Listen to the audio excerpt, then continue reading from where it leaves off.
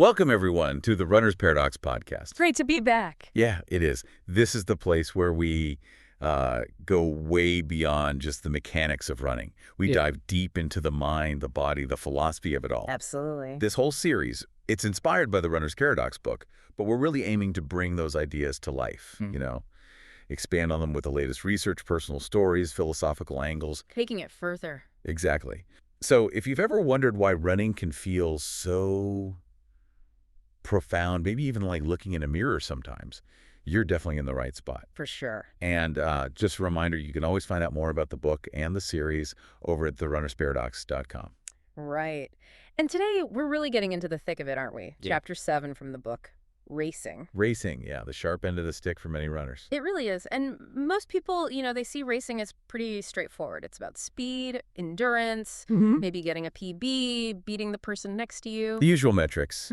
Exactly. But what if there's something much deeper going on? What if racing isn't primarily about proving yourself to others, but maybe about discovering something really fundamental inside yourself? That's the core question for today, isn't it? It is. We're going to unpack the complex, often really counterintuitive nature of competition, how it ties into identity, desire, control, or the lack of it. And that tricky thing of letting go. Precisely. The discomfort, but also the necessity of it. Okay, so let's start right there. The start line. That moment just before the gun goes off, there's this weight, isn't there? You can almost feel it. Oh, definitely. It's palpable. Because when you're training, you can stop, you can walk, fiddle with your watch, whatever. You have control. You can retreat. Right. But racing, that feels totally different. It's like this a ritual exposure to judgment. From the crowds, from the clock, certainly, but maybe the toughest judgment comes from yourself, right? Your own expectations. You've absolutely nailed a key distinction there. That moment, that threshold, it's where you step into the unknown. Genuinely. Where certainty evaporates. Completely. The philosopher Merleau-Ponty, he talked a lot about how we experience the world through our bodies. He called the body our general medium for having a world. Correct. Meaning it's not just a vehicle for the brain, it's how we engage, how we understand, how we literally create our reality. Right, so apply that to the start line. Well, imagine that medium, your body, right then. It's strained, it feels incredibly vulnerable, almost like it could fragment under the pressure. Yeah, I know that feel. But paradoxically, in that same moment, it's also incredibly illuminated. It's like Heidegger, another philosopher, talked about a clearing, a Lichtung, a space where being is unveiled. So the start line is like that clearing. In a way, yes. It's a space where you're sort of laid bare. Racing reveals not just what you are right then, but maybe what you could be if you were fully attuned, fully present through your body. It's existential, really. Yeah. Wow. That's a heavy thought for just standing there waiting for a gun. But it resonates. And it leads straight into what the book calls the control paradox. Yeah. Because we do everything to control it, don't we? We train meticulously, log the miles, obsess over nutrition, gear, visualize the course. We try to script it. We try to script the whole thing. But the second that race starts, Yeah. all that control feels, well, kind of illusory. It often does. The outcome is still so unpredictable. You could do everything right, and then race day hits you with unexpected heat or a side stitch or just an off day. Your body just says, nope. Exactly. Yeah. It's like the body doesn't understand distance the way we understand a story with a neat ending. It just is. And that lack of guaranteed outcome is terrifying for a lot of us. It really is. And this isn't just us talking philosophy here. The science is actually catching up and showing us the biological basis for this feeling. Okay, this is where it gets really interesting. Yeah. So, for example, new research like Zhou et al. In 2024 looked at something called athlete identity foreclosure. Basically, how tightly wrapped up our self-worth gets in our performance. Right, too much fusion. Exactly. And this pressure starts before the race. Other studies are looking at the brain's activity in those pre-race moments. They're seeing heightened activity in specific areas like the dorsal anterior cingulate cortex, the ACC, and the insula. Okay, so the ACC, that's often involved in monitoring conflict, processing pain, right? And the insula is about feeling our internal body state interoception. Precisely. So what you're saying is our brains are kind of pre-experiencing the potential struggle, like a meta-anxiety, fear about the fear of failing. That's a great way to put it, meta-anxious. These brain regions light up almost like your body is biologically opening itself up, bracing for the possibility of failure, of struggle. It's what you might call a heightened interoceptive vulnerability. It's biologically real. Your nervous system isn't just prepping for the physical work, it's prepping for the emotional experience of maybe falling short. It's running simulations. Okay, so what does knowing this do for us, for the average runner standing there feeling that anxiety? How does understanding this biological openness to failure challenge how we tie our self-worth to, hitting a certain time or placing? Well, it puts the self-worth paradox right under the microscope, doesn't it? Yeah. If your entire sense of self as a runner or even as a person hinges on that race outcome, then a bad race feels like a fundamental indictment, not just an off day. We see that with elites, the pressure must be immense. Immense. A poor performance can trigger a real crisis. But it happens to recreational runners all the time, too. You sacrifice so much for a marathon, right? A month's training, early mornings. Social life goes out the window. Exactly. And then if you miss your goal, it can feel crushing. It can make you question everything. The runner's paradox is really clear on this. Racing can tank your self-worth, but only if you let it. So awareness is key. Awareness is absolutely key. Understanding this pre-race vulnerability is powerful. It's why good coaching now often includes pre-race routines focused on managing that stress, building resilience, not just getting hyped up. It's about navigating that vulnerability with a bit more grace, outcome aside. All right, let's shift gears a bit. Pain. We know racing involves pain. It's kind of the entry fee. It comes with the territory. But is it just physical sensation? Or is there more going on, something transformative maybe? Oh, there's definitely more. The pain in a race isn't just nociceptive, Yeah. the raw signal from tissues. It's deeply narrative. Narrative pain. Explain that. It shapes the story we tell ourselves during the race and the story we tell about ourselves afterwards. Think about that line from the book. My legs were telling me to stop, but I didn't. And in that refusal, I became more than just tired. I became capable. That's powerful. It's not just enduring pain. It's becoming something through it. Exactly. And we can even think about this using philosophy. Husserl talked about time consciousness. How we experience time isn't linear. In a race, the pain isn't just now. It's layered. Layered how? Well, there's retention, what you remember from training, how hard you thought this part would be. Then the impression, the raw feeling right now, the burning lungs, the heavy legs. And then pretension, anticipating the next mile, the effort still to come, the unknown. So past, present, and future all colliding in that feeling of pain. Precisely. It makes it dynamic, not static. And science is catching up here, too. How so? There's research looking at racing pain through the lens of predictive processing. Your brain is constantly making predictions about sensory input. When there's a mismatch, a prediction error, between what it expected and what you feel. Like, whoa, this hurts more than I thought. Exactly. That error forces your brain to update its model, and it changes your perception of effort. It's this ongoing negotiation between prediction and reality. Okay, let's unpack this further.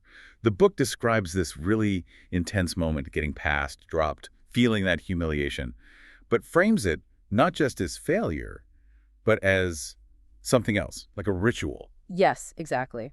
The experience described, like at the World Cross Country Championships, isn't just about athletic failure. It's presented as a kind of ritual death.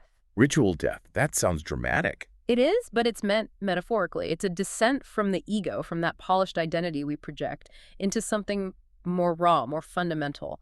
A return to the lived body, stripped bare of illusions. Like shedding a skin. Sort of. Think Jungian ego dissolution, breaking down the ego to allow a deeper self to emerge. Or Nietzsche's idea of the crucible, a test that strengthens through hardship. Every serious racer knows this feeling. The point where everything seems to collapse, your story shatters. And yet somehow, you keep going. And modern coaching maybe misses this, focusing too much on the positive. Often, yes. It misses the profound transformation that can happen in that moment of collapse if you choose to continue. It's not about avoiding the breakdown, it's about what you do when it happens. That's where resilience is truly forged. So it's not just enduring the pain, it's the meaning we give it, the story we wrap around it. That's the crucial distinction, and research backs this up powerfully. A 2025 study by Kravitz and Wu looked at meaning-based goals in racing. They found that pain without meaning lights up brain areas linked to raw suffering, the ACC and insula again. Okay. But pain with a narrative, maybe you're running for a cause, testing your own resilience, embracing the challenge fully that activates different areas, the medial prefrontal cortex, the posterior cingulate The cortex. meaning-making centers. Exactly. Centers involved in self-reflection, meaning, memory. The takeaway is huge. Racing hurts less when it is storied. Wow. So, okay, for us runners listening, hmm how do we actually do that? How do we cultivate that meaning, that narrative, when we're deep in the hurt locker? And what kind of healing could that bring? Could a race actually be therapeutic? I absolutely believe it can be, and often is. Think about people who run a race to honor someone, or to mark overcoming a personal challenge, or even just to prove to themselves they can endure hard things. Right, giving it purpose beyond the clock. Precisely. The physical pain becomes a tangible focus point, but by weaving a story around it, I'm pushing through this for them, or this pain represents the difficulty I've overcome, it transforms suffering into purposeful endurance. It gives you agency. Exactly. You're not just being subjected to pain, you're actively choosing how to frame it, how to move through it. That act of narrating your struggle can be incredibly healing. It connects the physical effort to deeper emotional or existential themes, often leading to clarity, release, even a profound sense of acceptance, finding strength right there in the vulnerability. Okay, so we've covered the internal battleground, the pain, the narrative, but races aren't usually solitary, are they? Even if you're miles ahead or behind, there's still this presence of others, the crowd, the other runners. That's such an important point. It shifts the whole picture. Racing isn't purely individual, it's inherently intersubjective. It happens between subjects, and it's a co-regulated state. Intersubjective, co-regulated. Unpack those for us. Well, Sartre talked about the gaze of the other, how simply being seen by others changes our self-awareness. In racing, that's not just philosophy, it's physiological. The book puts it well. I don't race alone. I am always watched by others, by myself, by who I used to be. That leads to that solitude and crowds paradox, right? Yeah. It's public, yet deeply internal. Exactly. You're surrounded by people, yet the core experience, the struggle, the dialogue with yourself feels intensely private. You're alone together, in a way. And there's actual science showing this connection isn't just psychological, but biological too. Absolutely. It's fascinating. A 2023 study by Flory et al. Found that when people performed tasks together, their heart rates and even breathing patterns started to synchronize. Really? Like they tune into each other. Yeah, unconsciously. Now imagine that's scaled up to a marathon. It suggests racing is this co-regulated biosocial system. It supports that idea from the book. Racing isn't yours alone. It's never been. So we're literally influencing each other's physiology. We are. Another study, Bukaras et al., in 2025, found this synchrony, breathing, heart rate variability, even tiny facial expressions happens even between strangers running at the same pace. And spectator feedback, like cheering, that actually modulates your nervous system, boosting endurance. You literally run differently because others are there. Okay, so if we're all connected like this, biologically tuned in, how does that play out in race strategy? It can't just be about hitting splits on your watch then. No, it's much more nuanced. Strategy isn't just data and willpower. It's shaped by this phenomenological resonance with others. It's this weird mix, this strange symbiosis of we're all suffering together and also, hey, if they can pick it up, maybe I can too. A kind of unspoken drafting, but emotional or physiological. Something like that. And we can even see it physically. Zhou and Marigold's 2024 study used motion capture. They found runners subconsciously start mirroring the stride, cadence, and arm swing of those nearby. Seriously? Yeah. They called it intercorporeal intelligence. It's not just mimicry. It's like your bodies are having a conversation, finding a collective rhythm. That's mind-blowing. And presumably that extends to emotions too. Like if someone near you is visibly struggling. Definitely. A 2023 review in the International Journal of Sports Psychology talked about affective contagion in endurance sports and how social comparison impacts burnout. Emotions spread. If you see someone ahead slump, research suggests nearby runners might experience increased activity in their amygdala, the brain's fear and distress center. So their struggle literally affects your brain. It can modulate your own pain tolerance, your perception of effort. You feel their struggle, and it feeds back into your own experience, for better or worse. Okay, so this brings up a huge question. With all this connection, this feedback loop, is it even possible to compete without constantly comparing ourselves? When does that competition lift us up, and when does it just drag us down into anxiety or burnout? That's the tightrope walk, isn't it? And it's central to the runner's paradox. Constant comparison. Am I faster than them? Do I look stronger? That fuels the ego in an unhealthy way. It ties your worth to external validation and sucks the joy out. It becomes about beating them instead of discovering you. Exactly. Competition helps us grow when it acts like a dynamic mirror, reflecting possibilities, providing a shared challenge that pulls everyone forward. It's about expanding your own limits because you're inspired or pushed by others, not because you need to diminish them. Competing with, not against. That's the ideal. It shrinks us when the gaze of the other just becomes a source of judgment and inadequacy. Finding that balance, using the collective energy constructively, is key. Right. And just a quick pause here to remind everyone listening, you're deep in the Runner's Paradox podcast. We're working through the ideas in Chapter 7 of the book, The Runner's Paradox. And you can find more info, as always, at therunnersparadox.com. Okay, so beyond the pain and the social dynamics, runners this other state runners chase. Flow. That almost magical feeling where everything just clicks. The zone. Yeah, the zone. Effort feels effortless. You're just moving. Pure presence. But how do we actually understand flow? Is it something we find or something we make? That's a great way to frame it. And in an activist perspective, like Varela's, suggests we make it. Cognition, thinking, emerges through action, not before it. So you don't get into flow. You enact it. You don't stumble upon the zone. You actively create it with every footstep, every breath, every micro-adjustment to your body and the environment. It's dynamic. Like the book says, I am the rhythm I create. You build the state through doing. Exactly. It's an ongoing construction project, not a destination you arrive at. And is there research supporting this idea of creation through action, not just being a metronome? There is, and it's really interesting. A 2025 study by Torrance and DeVries looked at trail runners entering flow. Counterintuitively, flow onset correlated with variability in their stride timing, not perfect consistency. Variability. Not smoothness. Right. It wasn't about maintaining a rigid, predictable rhythm. It was about constantly intelligently adapting to the changing terrain, the rocks, the roots, the ups and downs. That responsiveness, that meaningful adaptation, is what led to deep engagement, to flow. So flow isn't mechanical perfection, it's skillful adaptation. Meaningful variability. Beautifully put. It's being fully alive and responsive in the moment, dancing with the unpredictability. Okay, so if flow is about this dynamic, adaptive rhythm, how does that connect to how time feels so weird during a race? You know, that 45-minute race feeling like 10 minutes or maybe an eternity? It connects directly because time in a race isn't clock time. It's lived time. It's subjective. That 2024 study by Kobayashi et al. Found runners in flow experience subjective time dilation. Time slows down. Or speeds up. Dilation can mean both, right? It means moments can stretch, distort, or even seem to vanish. The study linked this to the runner's high, but also to body-bound awareness, that heightened sense of your body moving through space. When you're that present, clock time becomes less relevant. It supports Merleau-Ponty again.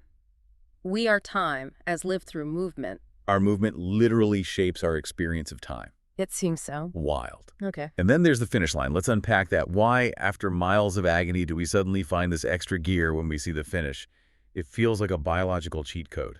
It kind of is. And it highlights the incredible power of narrative. The finish line isn't just a place. It's a temporal event. It signifies closure. An ending to the story. Precisely. Your body doesn't really know kilometers or miles in an abstract way, but it understands narrative closure. The finish is the telos, the purpose, the end point that gives structure to the effort. And the brain responds to that. Massively. That 2024 meta-analysis by Ding and Alvarez showed effort thresholds shoot up as the anticipated reward, the finish, gets closer. Your brain basically says, okay, the end is in sight, release the reserves. It pre-approves deeper energy use. Yeah. Biological storytelling. Exactly. Which brings us back, again, to the effort-outcome disconnect. Yeah. You give that maximal final effort, fueled by the narrative end, but hitting a specific time or place still isn't guaranteed.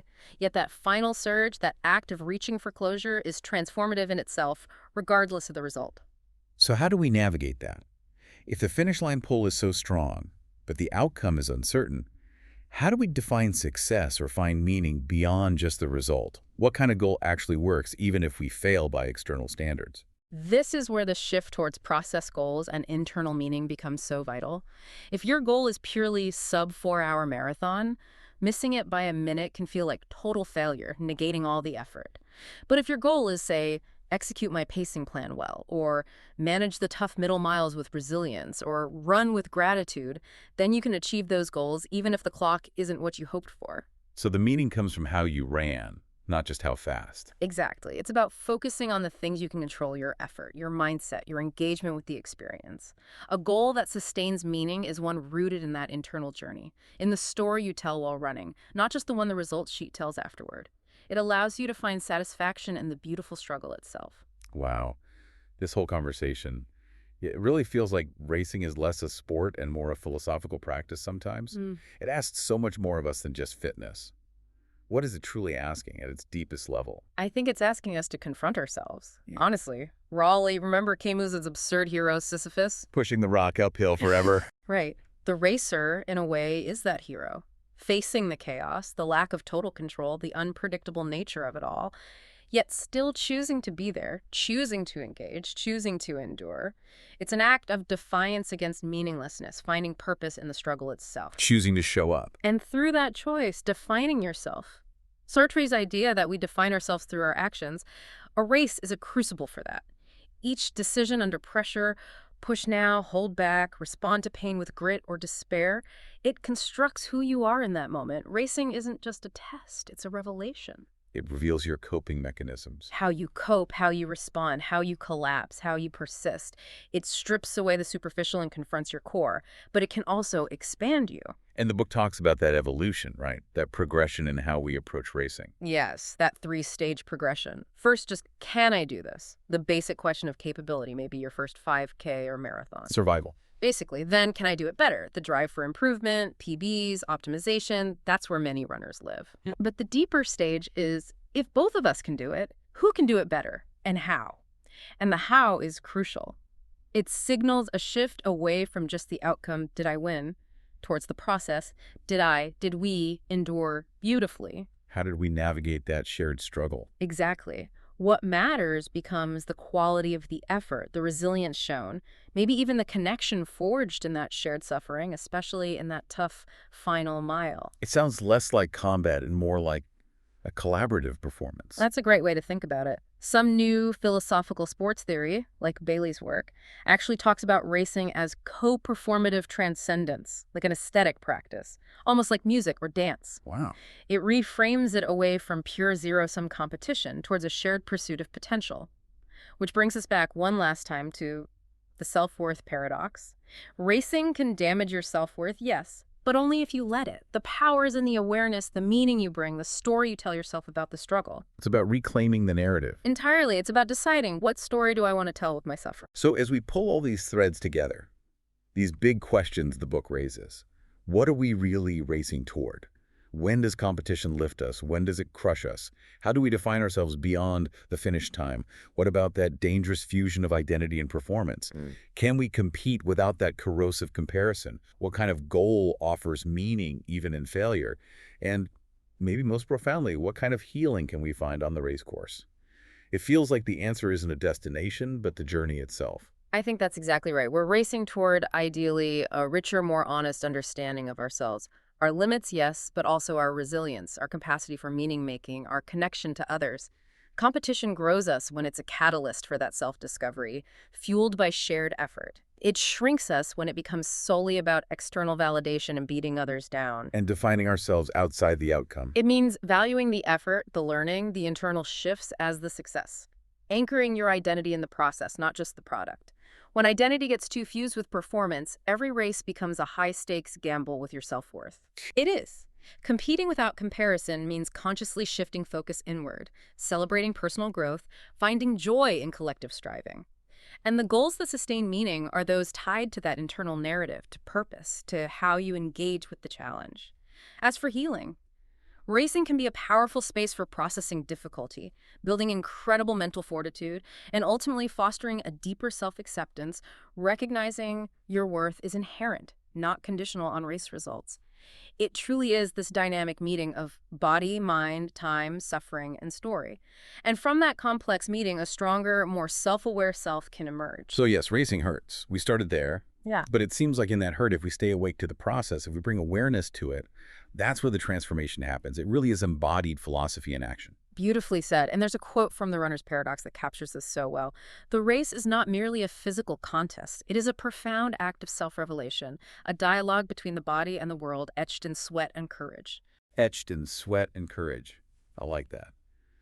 Well, after exploring the intensity of racing today, next time we're going to shift focus. We'll look at the other side of the coin. Recovery, but not just as rest. We'll explore it as a philosophy in itself. Looking forward to it. And thank you, everyone, for joining us for this deep dive. Yeah, thanks for tuning in. Remember, you can find more about the runner's paradox and everything we talk about at therunnersparadox.com. Until next time, keep running, keep exploring those paradoxes, and keep questioning.